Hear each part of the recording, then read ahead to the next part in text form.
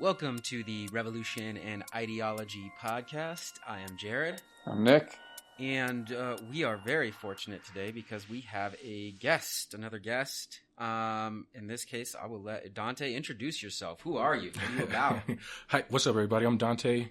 I go to UCCS and I'm interested in just learning and all that good stuff. You know what I mean?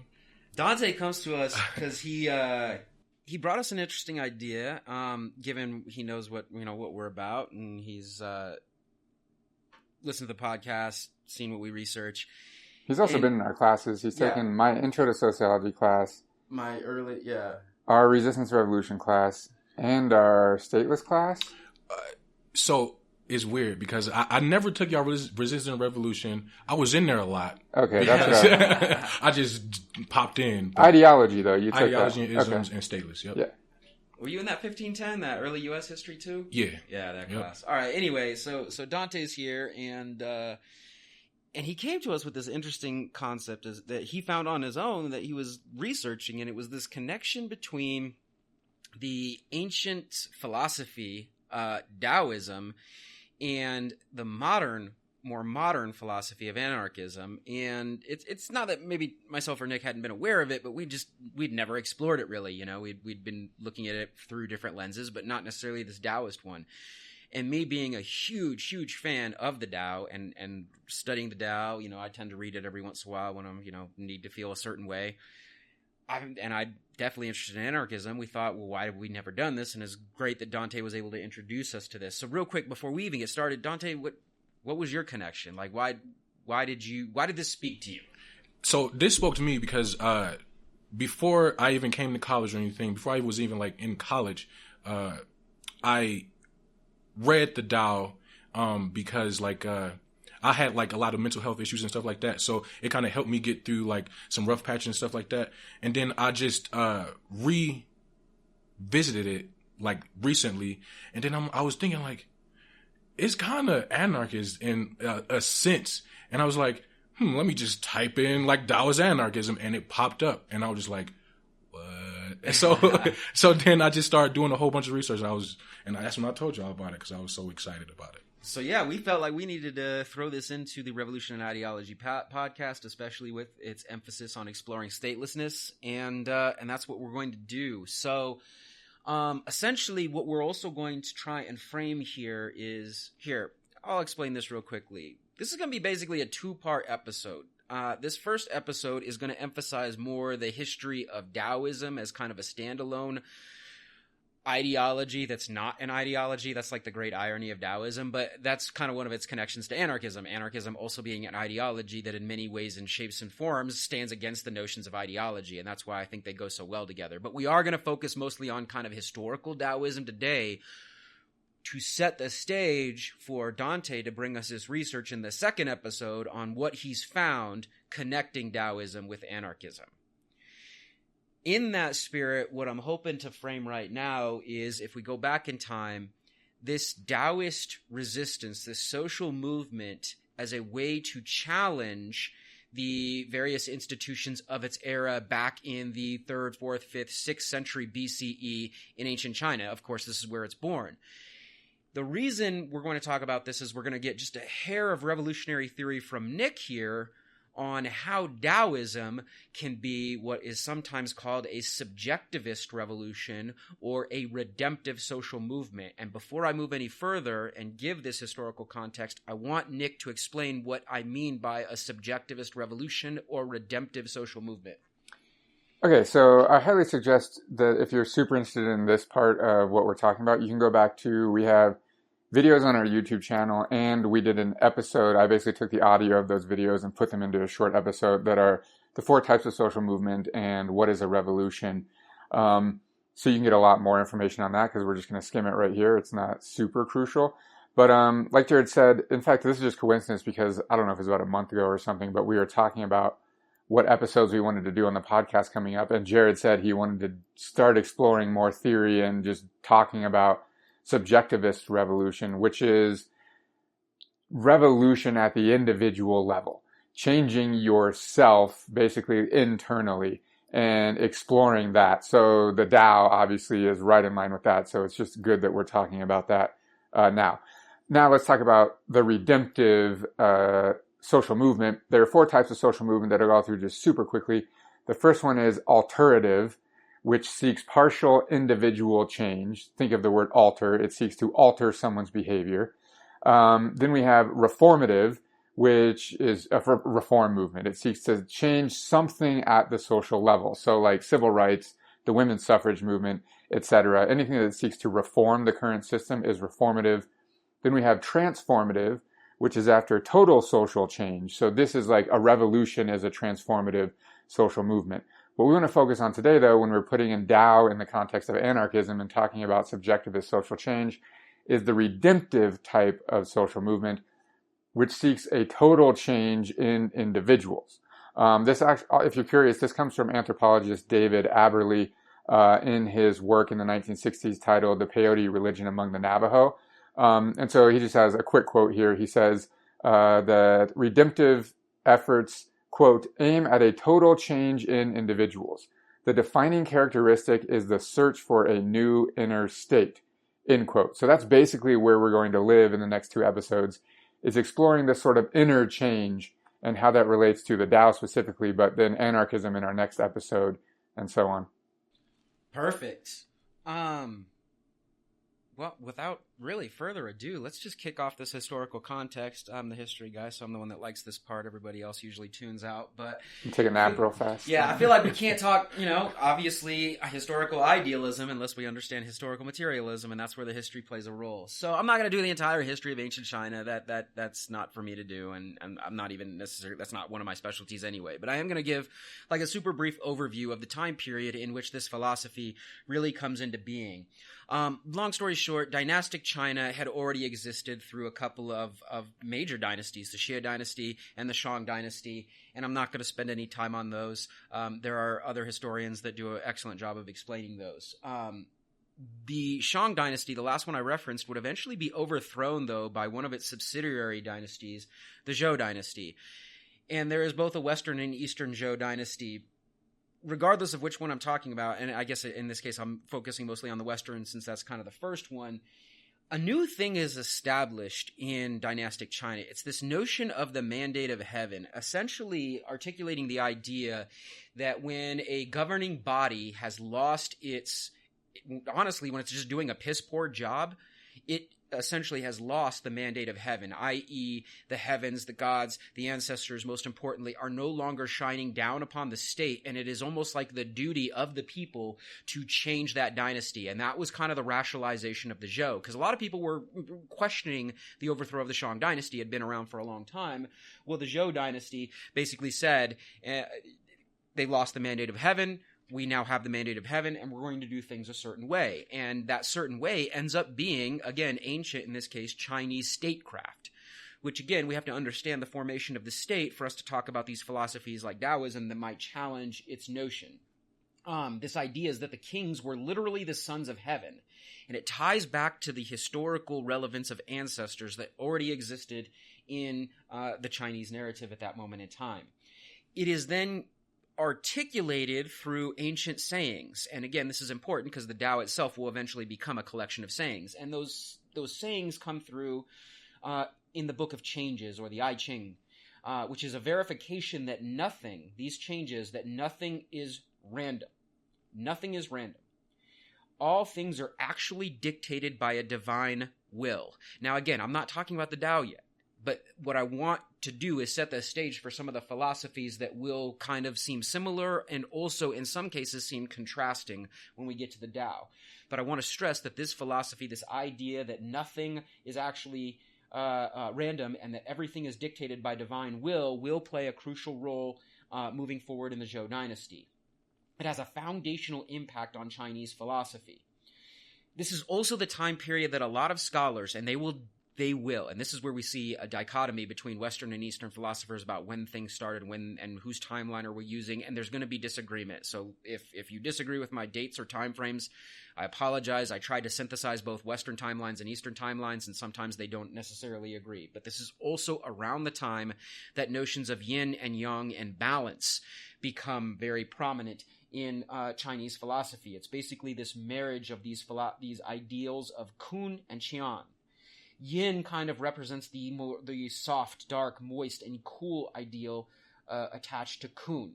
It is like the earthly, receptive female principle, whereas Yong is like the hard, the bright, the dry, the warm ideal, and it's attached to Qian, the creative male principle, but both are required for balance, not just on an individual level, but on a societal level. And that's kind of where that yin and yang come in. Again, I could spend a lot more time on them, but we'll actually see them come to fruition a little bit in some of the Taoism anyway. I am stressing, though, that these philosophies do technically predate what we would call the Daodejing, right? The text we're about to read from. Another set of philosophies that arguably inform the Tao would come from the Book of Songs, which sought to connect feelings of the everyday people during the Zhou period. It's like 305 poems that describe all aspects of life and how that interplay should work on an individual, a social, and even in a governing level and how the relationship should work in each of those capacities. So the Book of Songs is also a pretty good source if you want a window into ancient Chinese thought. Again, I'm not going to necessarily read from it or anything because I want to focus on the Tao, but it is certainly inspirational. All of this eventually, though, comes to a crashing halt towards the end of the Eastern Zhou Dynasty, where a series of different states begin to compete. We're now going to talk about the Warring States period, and that takes place between approximately 475 and 221 BCE. After the Zhou had moved basically their administration to Luoyang, turmoil begins and a loose feudal hierarchy ends up being compromised by ambitious local leadership. So instead of having like a strong state, the state becomes a little bit fractured into like little micro-feudal states, and then competition ensues. The local aristocracy in these regions seeks direct control over their labor resources. They no longer want to have to answer to the Zhou dynasty. Multiple states that fracture off the dynasty eventually kind of coalesce into 7 major states. And they all begin to compete for that aforementioned mandate of heaven. Those states are the Yan, the Wei, the Zhao, the Qi, the Chu, the Han, and the Qin. And spoiler alert, it ends up being the Qin that kind of win the day, and hence that's why we have China. But those 7 states, it's during this period of competition where a lot of new philosophies come into being, and that's where we're going to live basically for this rest of this episode. Now, technically, some of these guys that I'll mention, the Confuciuses of the world, for example, lived slightly before what I just dated as the Warring States period, but it's their philosophies that become kind of paramount during this Warring States period. Basically, what I want Dante and Nick to both chime in on now is imagining, without me having to describe a lot of it, a Warring States period of 7 states, constant chaos, constant conflict, insecurity, warfare. It is chaos. Why would chaos breed philosophical flourishing? That's the question, because what we get out of this time period is the 100 schools of thought, a whole bunch of different people opining on how to fix the current legal, social, spiritual, and political situation at the time. Out of nowhere, 100 schools of thought during chaos. Why does chaos breed that? What are your thoughts, guys? Well, I think you mentioned the materialist conception of history earlier, and from that perspective, the more turmoil there is in the material circumstances, the more there will be turmoil and innovation and change and chaos, perhaps, in the ideological sphere as well. Dante? Yeah. I think people were seeking balance, right? People were seeking some sort of balance because of this thing that they observed. So it was like, how can we counteract all of this stuff that's going on? And I feel like a lot of these people were like philosophizing about all of these types of things to create, to fill a void that was missing. I like that. Fill a void is definitely going to be apt when we start talking about the Tao, for sure. That was good. I mean, to give examples of these types of philosophies that are circling around this time, I mean, this is the time when we get one of the most famous military books of all time. The Art of War is written by Sun Tzu or Sun Zi, depending on pronunciation. and I guess I'll pause right here. This is going to be like my little disclaimer that I forgot at the beginning. I do not need, none of us are Mandarin speakers, nor are we any other ancient Chinese dialect speakers. So some of our pronunciations are going to be off, and for that we apologize. We're pretty good at speaking some languages, but this is not going to be one of them. I've studied none of the Chinese dialects. So my apologies if I mispronounce anything. But The Art of War, it's 13 chapters basically dedicated to war, both material and ideal war. And I don't think I really need to describe The Art of War to most Westerners, which is what I assume our audience is. It's one of the more famous texts from this time period. In fact, to the best of my knowledge, I think the Marines still read it in boot camp. I might be correct. I don't know if I'm correct or incorrect on that one. But it's popular enough to where it needs no explanation. As far as its context goes, well, it's the Warring States period, and this is a gentleman who is speaking about how to win war. So it's natural that the Warring States period would produce this work. But I do want to move to the rise in Confucian ideals during this time. See, Confucius dates back as far as 551 BC, which is a century or so before this Warring State period, and his compilation of works eventually comes to be known as the Analects. See, Confucius was a traveling teacher, and essentially what he was seeking, his audience was not necessarily individual people, it was leaders, it was rulers. That's who he was trying to gain audience with. And he came up with these ideas that eventually come to fruition in his notion of just rule and the gentlemanly manner. Basically, he's seeking to get leaders to avoid pettiness, to learn self-discipline, to understand that their ability to rule is tied to their knowledge and scholarship, and this would lead to their morality. The intelligent example would spread the ideals of Confucianism. His ultimate aims he defined as basically Li, which was propriety, Ren, which was benevolent compassion, and De, which was virtue. All of these things combined can develop a good or a gentlemanly Wen, which means culture. A lot of this was tied, though, to legalism and tradition, which is one of the critiques like Daoist philosophers will have with this, and it is about social control. Not individual liberty. It is about manufacturing a better way to run a state. Well, I think it's key to, like, the things you just mentioned. They're not about how to change the internal being. They're about how to create a society through control that results in that way of existing, which is a key difference. Yeah, Confucianism is not some sort of spiritual enlightenment measure. Mm-hmm. It is about how to make the state run smoother and to be more quote-unquote moral or ethical in its dealings with its subjects. What do you think, Dante? Yeah, I would totally agree. I think it's pretty much like trying to create this like standard of like social order or something like that. Mm-hmm. I would totally agree with that. Well, and that social order even comes through like at the family level. One of my favorite things to talk about from this time period is this idea of filial piety. Now, it's not necessarily born in China. You can see it in the Roman Empire or the Gupta Empire in India as another example. But this idea that you basically have to maintain balance in every relationship in your life. And that's what filial piety is, that in every relationship, you either serve as a superior or a subordinate. And as long as that balance is maintained, then society will flourish. But that's the point. When you have a superior-subordinate relationship and everything, that is manufacture of a state, even at a family level. And then, of course, you can scale it all the way on up to a full-blown dynasty if you so need to.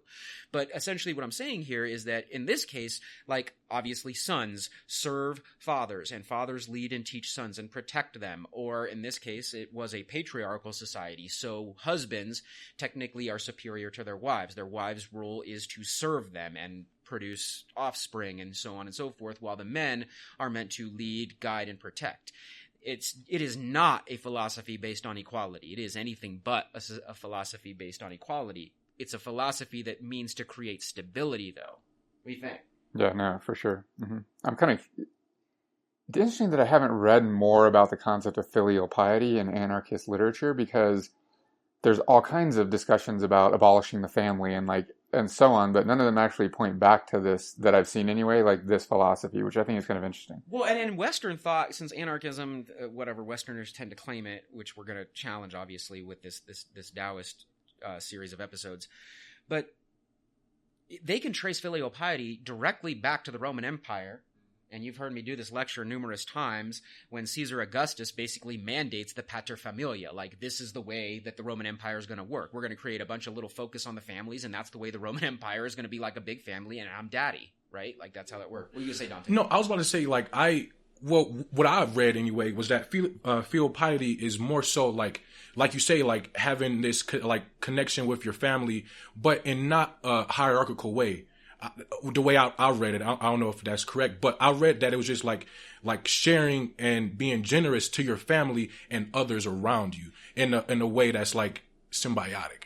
Depends on how we define symbiosis. Our scientist listeners know there's different forms of symbiosis, but in this case, yes. Like, it doesn't mean the husband comes home and like beats everybody's ass and tells them what to do, but he is in charge. There are no questions, and as long as he is serving his family as in a gentlemanly and a moral manner with balance, then that's how filial piety works. But he's still calling the shots. There are still superiors and subordinates. Yeah, the way Jared explained it earlier was like exactly that the husband's coming home and like laying down the law.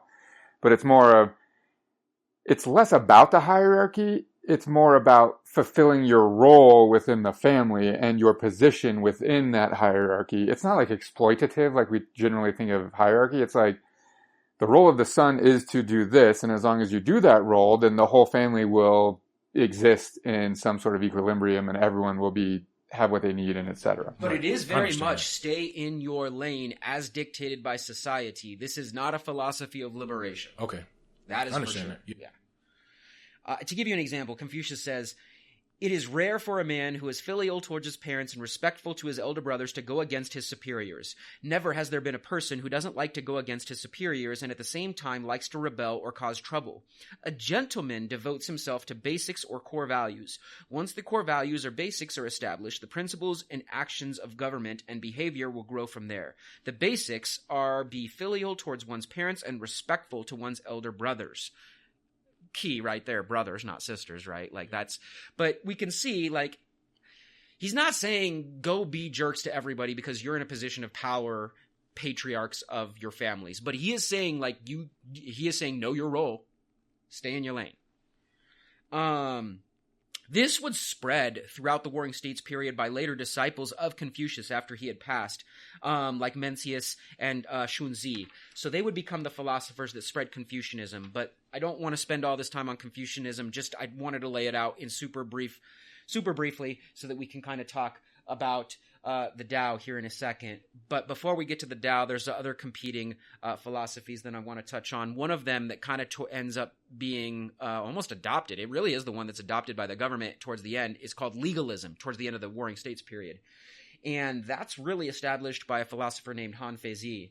And he was a former Confucian disciple who saw that the teachings of Confucius, at least the ones that he had learned through Shunzi, were naive. That human goodness must be conditioned through heavy-handed use of law and procedure. Humans are inherently bad and must be suppressed to create order. And just rule, as Confucius saw it, would only be possible through doctrine.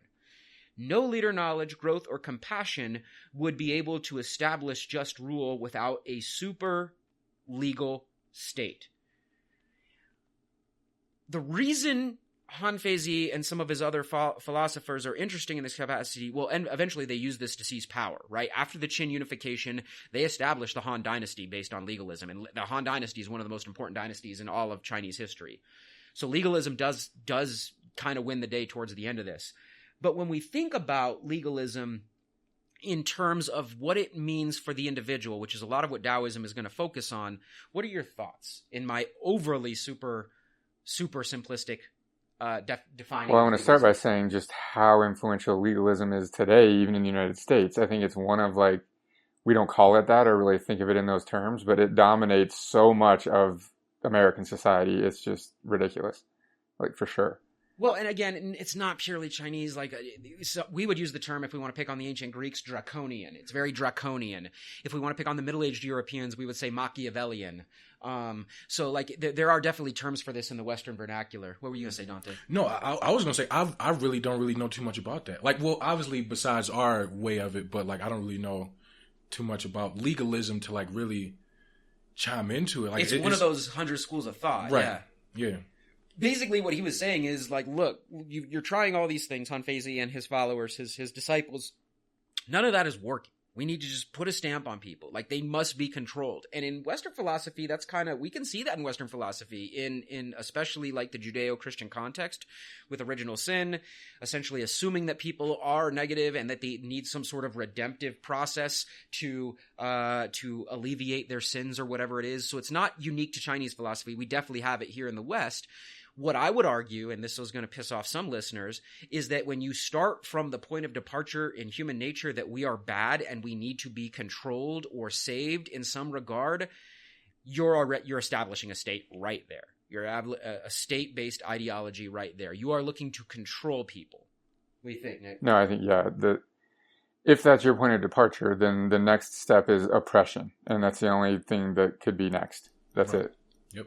All right. Control, yeah. Enough history. Let's start talking Tao. If we don't do it now, we'll never get to it, and I will just go on and on about the history of China during this time. So let's just get into it. One of these other schools of thought, the one that we're going to be now focusing on, that comes out during the Warring States period or just before the Warring States period, depending on your source. And again, they all differ on when this becomes a thing. The other thing they differ on, before I dig into it, is the author or the writer or the originator of the Tao. Lao Tzu, Lao Tzu, Lao Tzu, 3 different pronunciations. I've heard them all. I guess I'll just use whatever one pops in my mind when I say his name coming up for the rest of the episode. Did this individual write or compile the entire Daodejing? The answer is probably not. Most historians, Western and Eastern, agree on this. It is a compilation of not just like his sayings and what he believed, but likely disciples and other contributors over the years throughout the Warring States period. I don't know. I haven't run across any recent or modern sources that now attribute the whole thing to this person, and some even debate whether this person, Lao Tzu, even existed. That I disagree with. He was a person. How much of this work is originally his, that's debatable. But it doesn't matter. The philosophy's there. Like, I guess I am curious before we dig in, why do you think there is so much debate, and why do people even care if this dude, A, existed, and B, how much of it he wrote? Why is that something that people even care about? And honestly, it's mostly Western scholars that care about this. Well, I think that actually talks a lot about our Western lens and how we view history, and the fact that we literally cannot handle not having a single person to attribute some work to, because our history is centered on the individual and their efforts and their thoughts and what they did as a person, rather than the social context or the material milieu or whatever, right? We don't, in the West, it's not very common, at least traditionally, that we do the genealogical approach to history. We need a person that we can try to create, that we can attribute things to. Great man theory. Yeah, exactly. Yeah, we need this person that we can model ourselves after. You know what I mean? We need that for some unknown reason, instead of just being like forget about the person. What did the person say? I feel like that's the most important thing, of what they say and what they do and stuff like that. I like what they do the best, but yes, absolutely. So regardless of if this is all of Lao Tzu's words or Lao Tzu and some others, or maybe not Lao Tzu at all, doesn't matter. We're going with it. Before we go into individual sayings within the Daodejing, I want to talk about just a general overview, just so our listeners have an understanding. First and foremost, this is a philosophy. I struggle to call it a full-blown religion. If it is, it's an anti-religion, because there is no one dogmatic way to engage with Taoism, to this philosophy, this way of life. Whereas again, in our more traditional religions, whether they're Hinduism or Christianity or Islam or Judaism, they're dogmatic. Sorry again if that's offensive, but there is a written set of codes and rules and ways of doing things. They're dogmatic, and they are meant to exert control over individual followers. The Tao is the opposite. It is meant to liberate the individual at the cost, arguably, of the control of state institutions or individual leaders.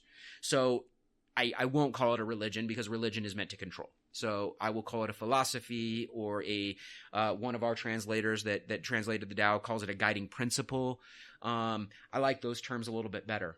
I think it's similar to Buddhism, in that respect, very, very not very often do you hear people talk about like the Buddhist religion. Like that's not a thing. I hear it quite a bit. Well, I hear people use that term. I just think that they're wrong. Yes, they are wrong. But here's the thing. Buddhism did become kind of religious in its practice in Southeast Asia. I mean, you have the big idols and things like that. Taoism didn't go that route. That's true. Which is interesting. If we had a better historian from this specific time period, because this is not my specialty, but we could probably find out why Buddhism became more quote unquote religious and Taoism remained more philosophical. That would be actually pretty cool. And maybe I'll research that myself one of these days, but whatever. That's not right now. Okay, it is also non-theistic. There is no specific god or gods. There's a spiritual nature to Taoism, but there is no like one god. In fact, the idea of even having a god would contrast the philosophy right there. It'd be like saying, well, we'll get into this when we get to the language section, but merely calling something God makes that thing not God. That's what a Taoist would say. You've placed this all-knowing, all-omniscient, omnipresent being into a box for humans to understand when that was never the case, and thus you took all of God's godlike qualities away from God. I know that's confusing the way I said that, but that's what a Taoist would say about a God. What do you think? No, I think to put it in more modern language, I think it's something like it's too reductionist to like even make sense, right? Like we can't just, like you said, take this omniscient, like being, omnipotent, etc., and give them a name. Like it's impossible. It's not possible. Right, which is definitely much more Eastern in context, because even a Western religion like Islam is still very vague on Allah, much more vague than the Judeo-Christian version of Allah or Yahweh or God. Like I said, they even humanized him at one point and gave him, blonde hair and blue eyes and stuff. That's how far they went. He didn't have blonde hair and blue eyes? What? No. No. Anyway, now I've lost my train of thought. I was thinking about the Boondocks episode where he was talking about who Jesus really was, but that's neither here nor there. Let's get back on track here.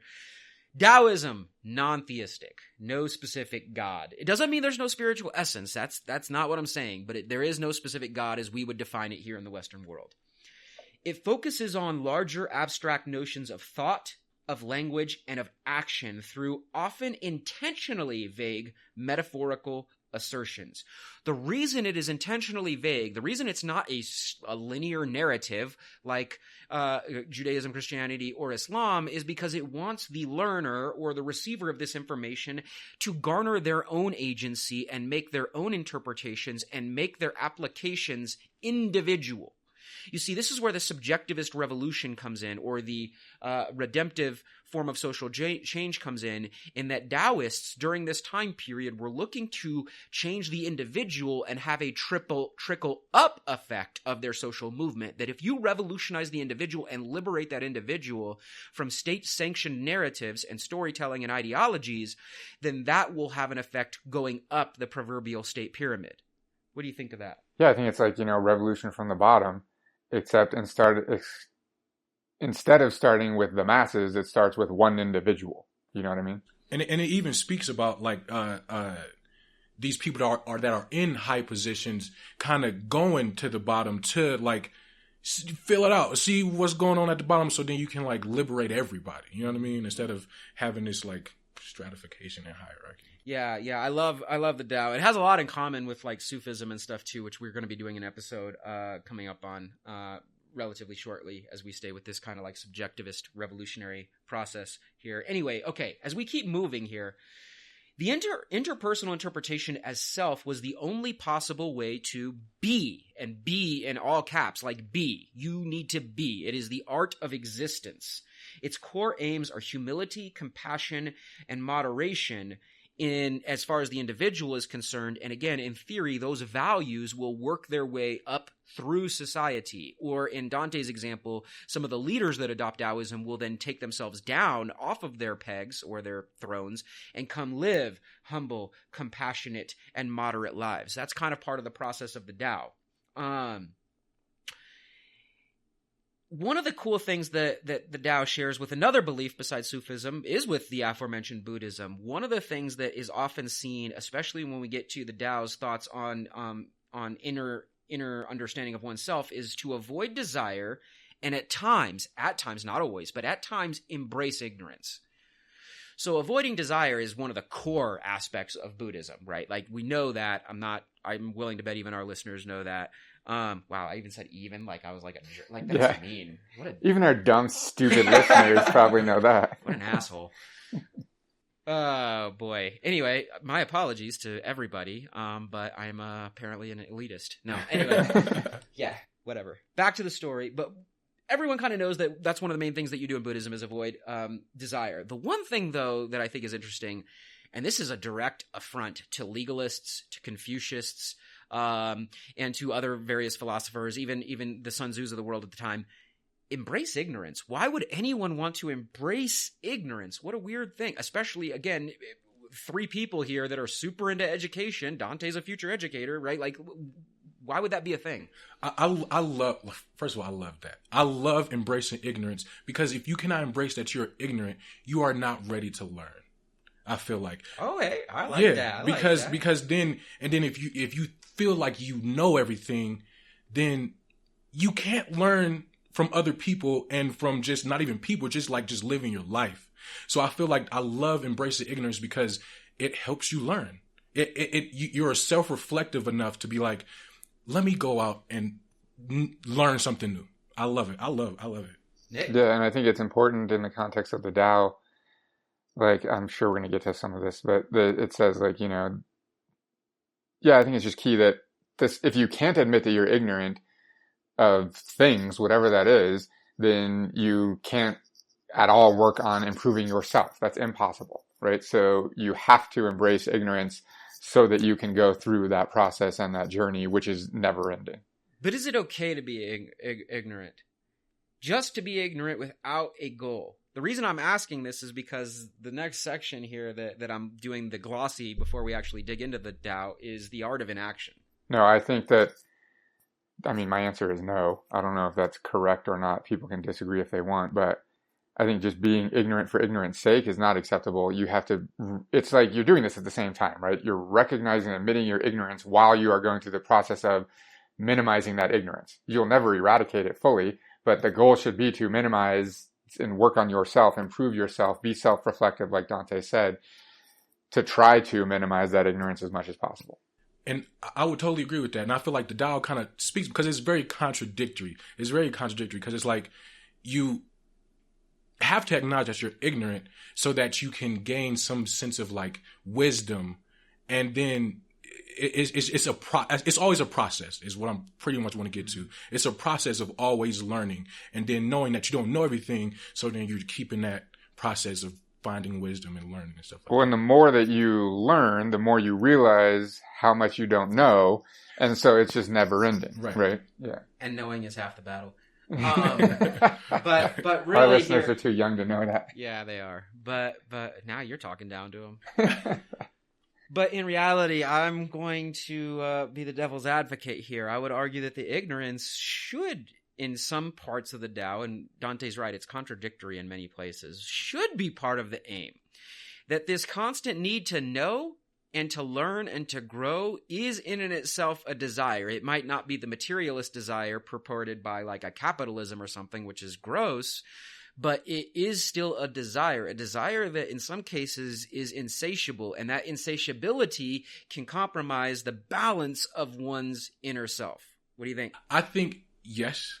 I think yes, but I feel like if you like follow in the Tao, it says like if you follow the way, like you don't have a desire to want to learn, you just do it. Okay. I so like that. You know what I mean? So that's very Taoist of you to say. Yeah, it's just that. You just do it. So it's not like I'm seeking it. I'm just, as a result of me living, I'm learning. Yeah, I think it's less like we just did an episode on narcotizing dysfunction, right? It's less about fulfilling the unfillable void with knowledge and more about just following the way. And as a result of that, you have this relationship with your ignorance, admitting it and being fulfilled and etc. along the way. So a Taoist would say we're all correct because that's the point of the Tao. Mm-hmm. So let's keep going. The next part, as I had already previewed, is the art of inaction and of both going with and being the flow. How can you both just be the go with the flow person and then also be the flow person? How can you do both of those things? So everyone's favorite example is like an 80s book, an early 80s book written here for Westerners who couldn't understand Chinese philosophy. And it's a super good book. It really is, actually. So I'm not like mocking it. It's called The Tao of Pooh.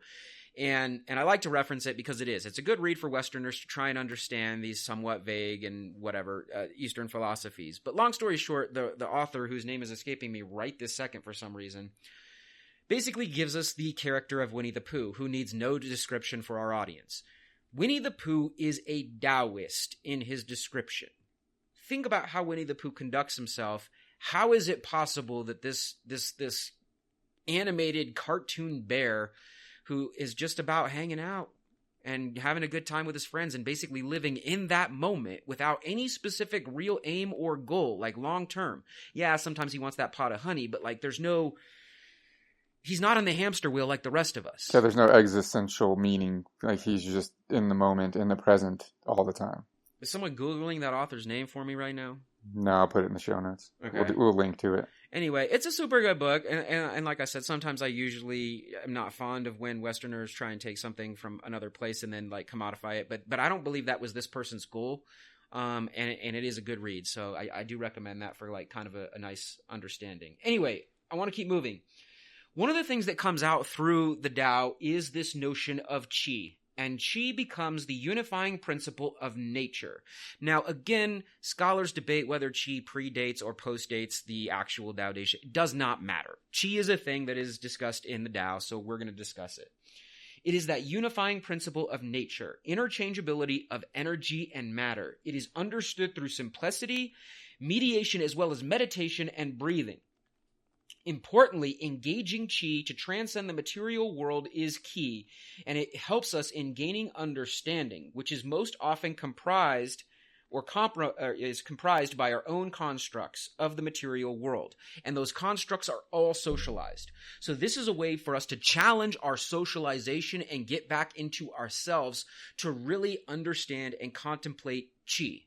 Again, this kind of like this bridge between the energy and matter. What do you guys think of that? Whew, that's a big debate, right? This is the key between the idealist and the materialist sort of social change and revolution. It's, do we find our true selves through action in the streets, or do we find our true selves through meditation and isolation, perhaps, and looking inwardly? There's no right answer here. I mean, we could do this till we're blue in the face. Yeah. And I would also just to caveat off of that is just like, I think it's a little bit of both, right? Like it's that, like it's going again back to that balance. Like you need a little bit of both of or a lot of, I don't know. You need both of those things in order to realize certain things that you want to see in the world. So I feel like it's a little bit of both. I mean, that's a pretty good Taoist answer, because that's what the Taoists would say, right? We have to do both at the same time, concurrently, right? It's this always already type thing. Yeah. So now, in the interest of keeping things moving, we're going to go right to the source itself. And I'm going to there's no way we have time to read every saying in this wonderful book. But we are going to pick and choose a couple from each of like the kind of like sections that are, at least in my translation, are broken up by topic. Like, so this first section is broken up by the Taoist understanding of language and guidance.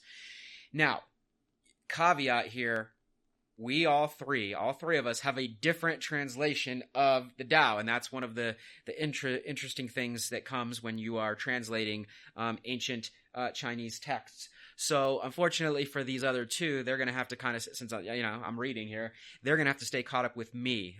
So what I am going to read is the first saying in my translation. So why don't we say what translations we have? Yeah, so you're reading from... I'm reading from a translation by Stephen Hodge from 2002, actually. Okay, and then I have a translation by Victor H. Mayer, and it has an introduction by Houston Smith, if you want to look for that. Dante's is straight up just a PDF he found on the internet that doesn't actually even have authorship, which is probably what we all should have done, use that one. But so the point is, you're going to be hearing a lot of flipping of pages when Jared gives us a chapter number, because we're going to look through, and so we can all look in our versions to follow along. And that doesn't even mean like all of these are actually like really good ones, because we have cross-checked like even Dante's non-authored one with ours, and the sayings are close enough to where like again the major differences in words are not, they're not changing the meaning of the Tao whatsoever. It's a really good version as well. Okay, so I'm going to start with saying number 1. It is numbered 1. It is the first saying, so I'm assuming it's the first saying in all 3 of our versions. Technically not, because mine's in a different order, but that's okay. I got it. Any Tao given by language is not a constant Tao. Any labeling given by words is not constant labeling. Absence means the beginning of the universe. Presence names the matrix of all things.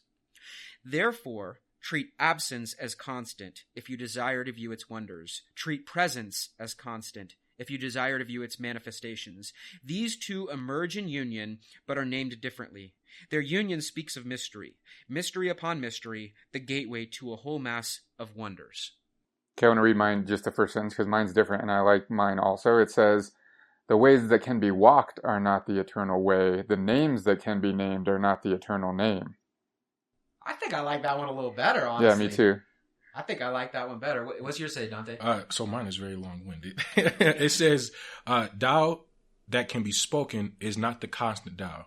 The name that can be named is not the constant name. Nameless is the origin of heaven and earth. The name is the mother of all things. Thus, the constant void enables one to observe the true essence. The constant being enables one to see the outward manifestations. These two come paired from the same origin. But when the essence is manifested, it has a different name. This name is called the profound mystery. As profound the mystery as it can be, it is the gate to the essence of all life. Wow. That is a long-winded version. Serious. Yeah. And we're not going to, don't worry, listeners, we're not going to do this for all of them, but it is interesting to note that like all 3 of those are different translations, but if you were listening carefully, they're all saying there's the same sentiment in all 3 of them. What is that sentiment? That's what I want to talk about. What the hell is Taoism? I think it goes straight into back to what we were talking about with the naming of God, that we can't the second you put a label on this omniscient, omnipotent, omnipresent being, it's just impossible. You can't reduce it to a label. The same is true for the Tao.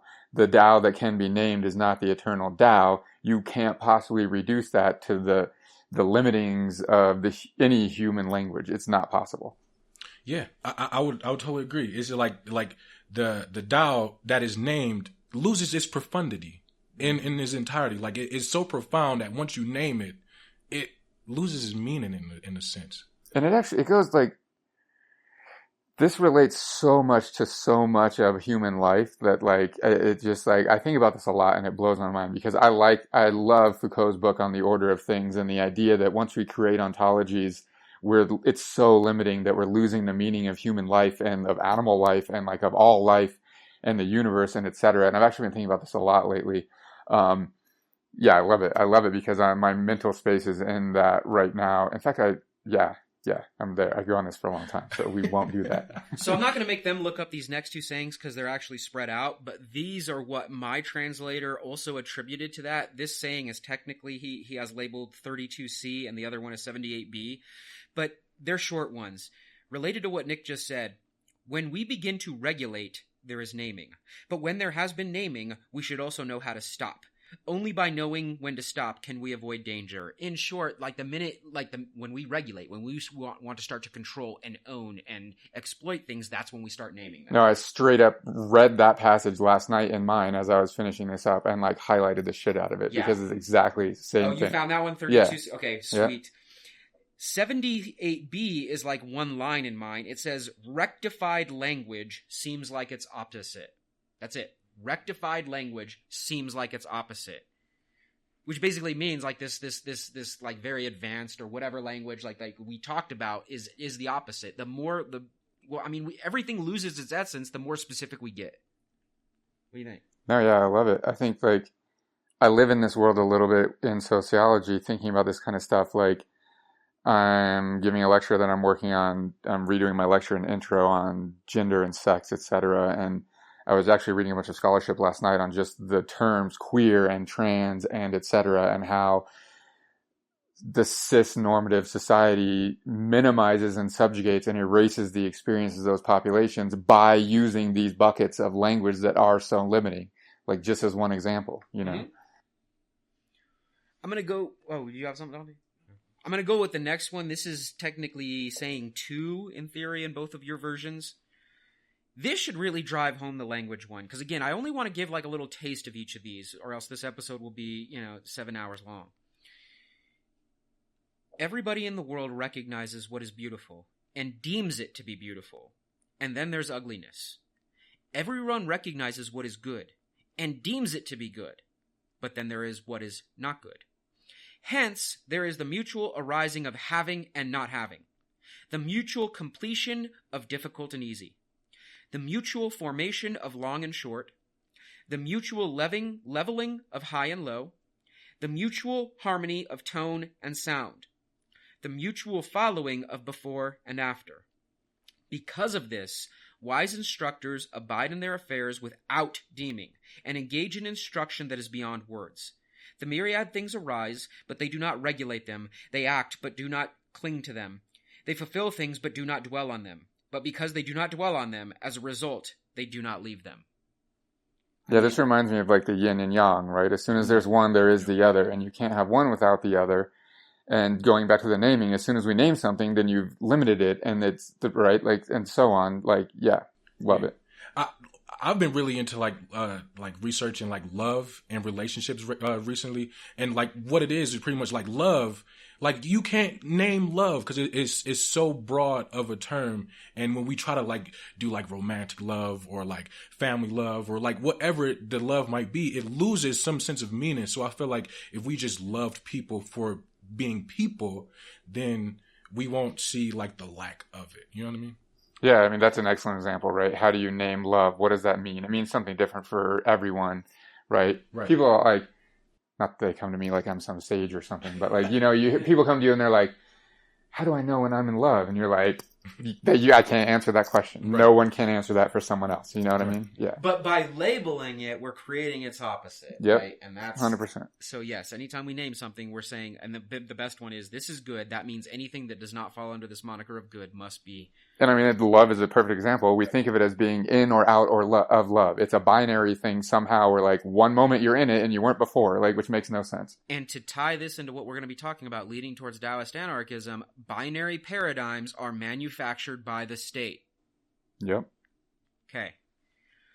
I'm going to move on to now a different general topic, again, giving, I guess, a little bit more precedent to my version of the Tao. It's Stephen Hodge. He's going to talk real quickly about cosmology and the guiding principle. And again, we'll just do a couple quick sayings under cosmology. So this would be like the more spiritual, creative essence of Taoism. So again, he gets done talking, the Tao starts with discussing language and language's limitations and how that impacts the Tao. Now we're going to talk about the Tao itself. So I want to start with saying number 4. The Tao is empty. Using it will not drain it. A silent abyss. It seems like the ancestor of the myriad things. A pellucid depth. It seems just vaguely present. I don't know whose progeny it is. It even appears to precede God. That one's pretty short. What's yours say, Nick? This is number 4? Yeah. Mine says, the way is empty, yet never refills with use. Bottomless it is, like the forefather of the myriad creatures. It files away sharp points, unravels tangles, diffuses light, mingles with the dust. Submerged it lies, seeming barely to subsist. I know not whose child it is, only that it resembles the predecessor of God. That was a lot longer. But anyway. Well, Dante's is probably 20 pages. Mine is the whole page. What do you think of that one? What is the Tao in terms of its like spiritual essence based on just this one short saying? We don't know, I guess, is the answer. And the thing that I like about it is that it's really telling us like the origin, right? I know not whose child it is. We don't know where it came from, but the point is that that doesn't matter at all. And the second we tried to figure out where it came from, that would be problematic. Yeah. And the only note that I have on that one is some type of profound source energy. That's pretty much what I can just put that down to. Like, we don't know what it is. It's like some type of something that created everything. Yep. And it's okay not to know. Exactly. That's the best part is you don't have to know. Sometimes saying, I don't know, and this is that embrace ignorance part, is okay. Well, I think especially people that would like try to follow the Tao, right? If their first question is like, well, I need to know where this came from first, like then you're not following the Tao straight out of the gate, right? Like, yeah. But then I do want to just say this though. You can feel it though. I feel, well, for me, I can feel it. I can feel what that might be in my interactions with different people and everything around me. So, I mean, you don't know what it is, but you feel it in like a really meta like sense. And I think that's in line with Taoist thinking, right? Like, there's much of in here, I think, that like you can't know what it is, but you might be able to feel spiritually somehow, right? I think that's kind of the point. Yeah. 42, as you guys flip the pages. The Tao generates 1, 1 generates 2, 2 generates 3, and 3 generates the myriad things. The myriad things reject the yin and embrace the yang, with the merging of vital energy, and they become balanced. What's yours say, Nick?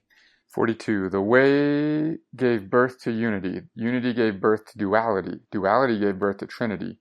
Trinity gave birth to the myriad creatures. The myriad creatures bear yin on their backs and embrace yang in their bosoms. They neutralize these vapors and thereby achieve harmony. That which all under heaven hate most is to be orphaned, destitute, and hapless. Yet kings and dukes call themselves thus. Things may be diminished by being increased, and increased by being diminished. Therefore, that which people teach after deliberation also teach people. Therefore, the tyrant does not die a natural death. I take this as my mentor.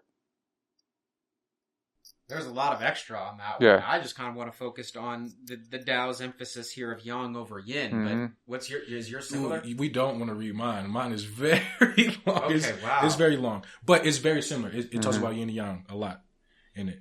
The one thing I have with saying 10 that kind of struck me is this embrace of the kind of masculine creative principle over the receptive feminine principle. I kind of think that's it's interesting that the Tao would look at it this way, given that it is kind of liberating in some ways. In this case, it seemed a little bit more traditional. But then I look back, all the way back at saying number... Although mine isn't like that at all. Mine is both. It says, just that sentence, the myriad creatures bear yin on their backs and embrace yang in their bosoms. They neutralize these vapors and thereby achieve harmony. So mine isn't one of or the other. See, mine says merging, but it also says reject yin. I just don't. Maybe I just don't like my translation. I'll read like a passage of mine real quick because it kind of talks about that too. It says, "All beings bear the negative physical form, which is represented by yin, and embrace the positive true nature, which is represented by yang. With the union of these two, they arrive at a state of harmony." All right, so ours is more accepting of both. I mean, mine does say they merge into the vital energy and become balanced, but that word right before yin is reject. I just think that's interesting. Well, mine is embrace. Well, so, yeah, or bear, I guess. Mine is bear. If so, in a lot of the reading that I did, it talks about like rigidity and like brittleness and like hardness is kind of frowned upon because if you're rigid, hard, and stiff, you're dead. You know what I mean? Mm-hmm. So for you to be like soft, supple, and like fluid, I don't really know another word to describe that. You are more able to give yourself to people and are flexible to people and things. And I'm gonna now, I guess, let Stephen Hodge defend himself because in his version he gives his interpretation of why he translated things this way. And so he actually, next to number 10, says this: The way that human society work leads to a rejection of the nurturing, self-effacing yin aspect in favor of the harsh, domineering yang aspect. By reducing the influence of the masculine yang aspect and promoting the soft feminine aspect through quasi-medical techniques sought to balance vital energy, which is qi, within the individual, it is possible for anybody to reestablish a harmonious balance both within themselves and externally in their dealings. So when he leaves out lines, I guess, is the problem with his translation, which is what confuses me. He is embracing the notion that we need more yin, more of that feminine to create balance. He's just saying, in this saying, that essentially that's not what humans have been doing, and that's the problem. Right. No, I like that. Yeah. So I'm glad that he at least explains himself over here, and now it makes more sense and seems more aligned with what your guys' translations say. Anyway, as far as this cosmology is concerned, I'll go with one more saying here before we move on to another topic. This is one of my longest ones. It's number 25 for all of you. But this is kind of like the creation narrative, and I think that needs to be talked about. There is form arisen from chaos. Born prior to the universe, silent and empty, it stands alone without change. This can be regarded as the mother of the world. Though we do not yet know its name, we can designate it as the Tao. Forced to give it a name, we call it great. Great means the source. The source means going far. Going far means returning. Therefore, the Tao is great. The heavens are great. The earth is great, and human beings are also great. There are 4 things that are great within the realm, and human beings count as one of them. Human beings emulate the earth. The earth emulates the heavens, and heavens emulate the Tao, and the Tao emulates what is naturally so. That's creation for the Tao. Mine is key difference. Where you said human, this guy translates it as king. Ooh, which is way different. That's a big difference. So I'll just read the last part where he does that. The way is great, heaven is great, earth is great, the king too is great, though king that has a lowercase k, which is interesting. Within the realm there are 4 greats, and the king is one among them. Man patterns himself on earth, earth patterns itself on heaven, heaven patterns itself on the way patterns itself on nature. So big difference there, though I'm curious why the K in king is lowercase. That's kind of interesting. Just real quick, which one is that? Number 25. 25, okay. Mm-hmm. Yeah. I don't know, mine is very, like, all of mine are very long. So I wrote it like, I just drew like just a little symbol. It's just like the heavens, the earth, humans, and I put the Tao in the middle and nature like intersecting all of those things because I feel like that's how I've seen it in my mind and how they were describing it, because it's a cycle, yet nature flows through all of it and Tao encompasses it. So it's really. So what word does yours use? Is it king or human or man? Man. Yeah. Interesting. Yeah, I think that the cosmology part of this is that, and I think it speaks for itself, is that it is all interconnected. And in terms of, it's not linear, it is not hierarchical, it is almost, there's this egalitarian reciprocity between all of these essences, the earth essence, the creative essence, the human essence, like that. That's how I interpret it. And so there is no start and end like we see in the Western philosophies. There is no binary paradigm, as we've already talked about, like there is in the Western philosophies. There is an interconnectivity and reciprocity. This reminds me a lot, which is... Creativity only exists because of the other 3 to create them. So it's like a cycle. Whereas in the other stories that we're used to here in the West, no, there is a God and he creates us and we're in the image and blah, blah, blah. And then hierarchy is born. This reminds me a lot of the concept of panpsychism, which is like the theory within consciousness that all beings have a shared consciousness, which like most people read and it's like, it sounds ridiculous, but it actually has a lot of currency in explaining. I mean, like, let's be real. No one can explain how human beings have consciousness or any living things have consciousness, depending on your opinion. Panpsychism actually has a lot of currency in that arena because no one can explain it, and it does philosophically seem to make sense. This makes me think of that a lot. Like you both were saying, the everything is intertwined. There's a relationship and a reciprocity between man and nature and earth, and it's that so on, right? And it's all great. Mm-hmm. Unlike the legalists, it's all Yep. bad. Yep. This is all great. Exactly. All right, let's switch to personal training because that's part of this subjectivist redemptive thing, and I think that'll be how we'll close out this episode because Dante will begin leading us with other parts of the Tao that concern society and governance and how those connect to anarchism for our next episode. So I want to close out here, though. What does it mean for the individual? And so here are a bunch of sayings, not a bunch. We were not doing a bunch. I'll choose again 1, 2, 3 maybe so we don't overwhelm. On personal training. What does this mean for the individual? Okay. This, for you guys, is saying 24. Those on tiptoe cannot stand steadily. Those who straddle something cannot walk. Those who reveal themselves will not be evident. Those who affirm themselves will not be illustrious. Those who boast of themselves will not have merit. Those who praise themselves will not become elders. From the viewpoint of the Tao, these are called excessive food and useless action. Things seem to disdain them. Therefore, those who have the Tao do not cleave to them. I like it. Mine's pretty similar. It has slight changing in wordage, but the meaning is basically exactly the same. This is the internal redemptive, right? This is changing the person at an individual level. And so on, like we've been discussing. However, I do want to add, like, it is changing the person at an individual level, but it is also, I feel like, saying, like, to not be self-centered too much, to not be so self-centered and to not, like, hoard things for yourself and make yourself above everybody else that you forget about everybody else. Yep. 52. C. You may or may not find it, but it's only 2 lines in mine. To pay attention to the small is called discernment. To remain pliant, weakness is called strength. So that's so interesting because mine is an entire page, but I happen to highlight the 2 sentences that you just read, which is pretty interesting. Pliant weakness is strength. What does that mean? So mine says abiding in softness is called strength. Okay. I think it honestly relates back to the conversation we had a minute ago about yin and yang and the soft and the hard and the, right?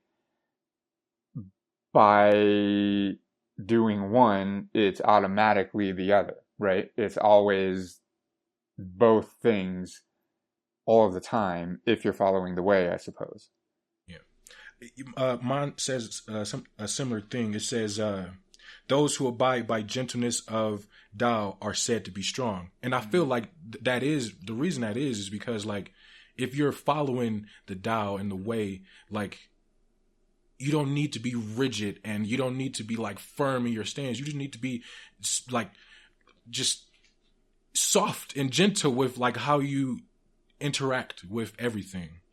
See, I see it as, like, kind of going back to the go with the flow. Mm-hmm. Being able to adapt and evolve is part of the Tao. That's how I also... Exactly. If you're too rigid in your beliefs, you're not following the Tao, right? 48A. Those who apply themselves to learning gain something every day. Those who apply themselves to the Tao lose something every day. They go on losing and losing until they reach the point where there is nothing to deem. They deem nothing, and yet there is nothing which they do not do. This is one of the ones that I focus on that kind of challenged what you all were saying about gaining knowledge and stuff, whereas the Tao here is championing losing.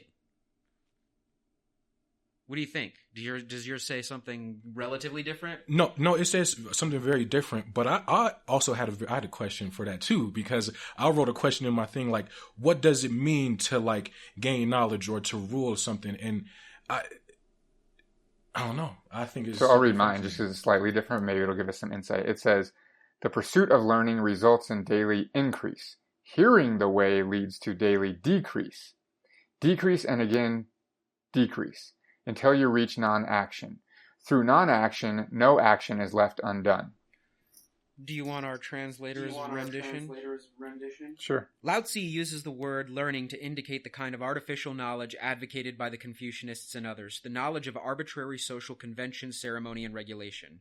Additionally, he uses it in a more general sense to criticize a belief that knowledge of external superficial phenomena will lead to a true understanding of the meaning and purpose of life. People who devote themselves to the acquisition of this kind of knowledge merely fill up their minds with facts and figures that tend to obscure rather than to illuminate. Such knowledge has a degree of usefulness, but is no substitute for an understanding based upon the natural Tao. Daoists, on the other hand, try to reduce the amount of mental clutter, since it prevents a direct understanding of the natural Tao. I think that's kind of what we were talking about before, like the pursuit of knowledge solely for the sake of the pursuit of knowledge, like that obviously is nonsense. That's not following the Tao, right? Yeah, I'm going to read mine real quick. It says, in pursuing Tao, one is enlightened with the true nature and thus diminishes daily one's worldly desires and knowledge. So I feel like if you just follow the Tao, like I say, just if you follow that sense of flow, like that, it comes. So you don't need to like actively desire to seek it, because if you are, then you might it might muddy or lose its profoundness. Yeah, I like that. Yeah. Like actively seeking the Tao is not the Tao, right? Mm-hmm. Like you have to go with the flow, and like, yeah, I like that. One more for personal training, because again, if you do too many of these, you overwhelm people. So one more, number 12. The 5 colors blind people's eyes. The 5 sounds deafen people's ears. The 5 tastes numb people's palates. Riding and hunting perturb people's minds. Rare commodities impede people's activities. Because of this, wise instructors favor the belly and not the eye. Hence, they choose the inner and reject the outer. That's basically what mine says. Okay, so we're in relative agreement on translation. Let's talk. What does that mean? Because this is a pretty good one to kind of go out on. This is about what you do yourself before we get into like society and government. Yeah, I mean, they're basically talking about focusing on satisfying your individual needs and desires rather than taking a different lens and following the Tao, right? Kind of. I don't know if that answers anything, but I think it's pretty much saying like cultivating a true like Taoist virtue within yourself. And I feel like the way you do that, this was a hard one. I had really trouble like kind of like interpreting this one in my mind, but I feel like it's just like you reject like outer temptations to cultivate like certain virtues within you that aligns with the Tao. And because if you like focus on like these tempting things outside that doesn't really matter in the bigger, greater context of things, you lose your way. I don't know. I think this has a lot to do with like excess also and consumption, etc.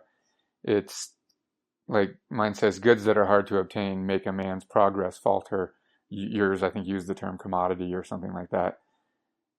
It's to me, this is about, consumption and excess and finding an equilibrium between what you need and ignoring what you desire. If it's like a surplus desire type thing, that's kind of what I think. But like I kind of saw it as when it says towards the end that at least in my translation, trust the belly, not the eye. That means trust your gut, not your eye. So what do you really feel? It's basically like, do you trust Jiminy Cricket, that little conscience in your head, or what like society wants you to trust? That's how I'm interpreting it, because everything that we have been conditioned to and mind, hear, taste, and see is socialized. Yeah. And that socialization is the problem. Let me read the last sentence of mine because he translates it differently. He says, for these reasons, in ruling, the sage attends to the stomach, not to the eye. Therefore, he rejects the one and adopts the other. Like the gut, right? This gut feeling and And when, connecting this to like anarchist philosophy, this goes back to this idea of understanding that we as humans naturally are good and that we are going to want to do good, because if we trust our guts and not our socialized constructs, there is a much better chance we can engage in these reciprocal relationships with our fellow humans. It doesn't have to be forced from the top down. We naturally, the Tao would agree that we naturally are this way. And that's the segue I kind of want to go out with, because our next episode, Dante's leading the charge with his sayings that he thinks are attached best to now the modern anarchist philosophy. But before we do that, I have a transition here. My translator actually went out of his way to even say that there might be a possible connection back in the Warring States period. In the introduction to his work, this is what he had to say regarding the Daodejing's teachings on society and government. And again, that's what Dante is going to be focusing on in the next episode. I only took us through like the individual. There are various nuances in the Daodejing's teachings on government, which range from advocating full participation in administration to minimalist government, and even anarchism, along similar principles to those proposed by Proudhon and Kropotkin, and our listeners definitely have heard of those names in our podcast. So, those are the great 19th century anarchist thinkers. However, the overall political message of the Daodejing has two facets. From the language skeptics, we have the idea of wu wei, normally translates as non-action. Though this translation is possible, it is unlikely to be the sense in which the Daodejing uses the term, for here again we have a standard technical term used in classical Chinese philosophy. When we try to set up a language-based social program or Dao, we distinguish, categorize, and define what is desirable and what is not desirable, what is good and what is bad. In Chinese usage, wu wei means something as good or bad. That is to say, we deem it thus and act on this basis. Read against the background of linguistic skepticism, we can now see that the Daodejing is not saying that sages or rulers should sit around doing nothing, as sometimes implied, but that they should not indulge in deeming behavior. As we have seen, that does not provide a reliable or fair way of organizing government due to its arbitrary nature. I'm going to stop there because the more anarchist philosophy would also argue that there shouldn't be a government organization at all, and there are certain parts of the Tao that would also seem to advocate for that. But that is Dante's thunder, and he's going to give us that in the next episode. So again, stay tuned. We will be now taking what we've learned about Taoism in its more traditional context and applying it to a more modern anarchist context in our next episode. I don't know that I have anything else. I want to thank Dante for coming today, and I will pre-thank him for when he comes to lead the next episode. I just want to say the thing that I love most about the Tao is that when all three of us are giving our interpretations of one of the passages, I think it reveals much more about us as individuals than it does about the Tao, which is what I love about it, because it's so open for interpretation that at the second you interpret it, you're saying something about yourself and less than you are saying something about the Tao, which is what I love. That is actually really interesting. I like that. Well, and that goes right into the anarchist philosophy. Yeah. That's what it's about, like individualism within a communal ethic. Yeah. And the communal ethic being natural or the way. Right. Yeah. You got anything else before you we hit it? No, I just want to say I love this. I love talking about all of these topics, and I just want to thank everybody, all y'all, for just both of y'all for inviting me on here. I listen to it all the time. It's gonna be weird when I hear it back. I don't know if I'm gonna like it, but yeah. All right, I'll take us home, I guess. That does it for this episode of the Revolution and Ideology podcast. You can catch us online, revolutionandideology.com. We're on Twitter at Rev and Ideology. If you like what we're doing and you would like to support us, you can do that on our Patreon page. But honestly, the best thing that you can do to support us is just, if you like what we're doing, tell someone about it, share it on social media, tell your friends, send them this episode, and so on. So I just want to thank Dante again for coming on, and we'll hear from him in the next episode as well. But yeah, that does it. I'm Nick. I'm Jared. And I'm Dante. Later.